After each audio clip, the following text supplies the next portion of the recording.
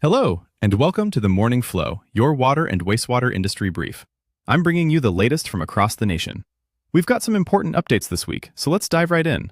First up, a major new report from the American Water Works Association is sounding the alarm on infrastructure needs. The report, titled Beyond the Replacement Era, suggests the U.S. drinking water sector has entered a new cost era. It estimates that between now and 2050, the total capital required will be somewhere between $2.1 and $2.4 trillion. This creates an annual funding gap of roughly $56 billion.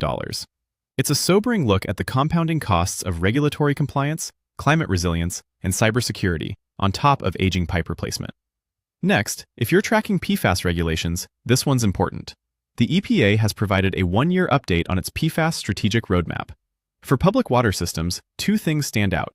First, a U.S. Court of Appeals has upheld the 2024 drinking water standards, leaving in place the 10 parts per trillion maximum contaminant levels for compounds like PFNA, GenX, and PFHXS. Second, the agency has launched its PFAS outreach initiative to directly engage with public water systems that will require upgrades to address PFOA and PFOS.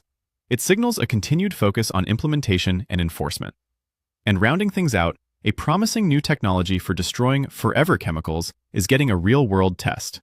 The city of St. Cloud, Minnesota is hosting a pilot study for a mobile system that uses supercritical water oxidation, or SCWO.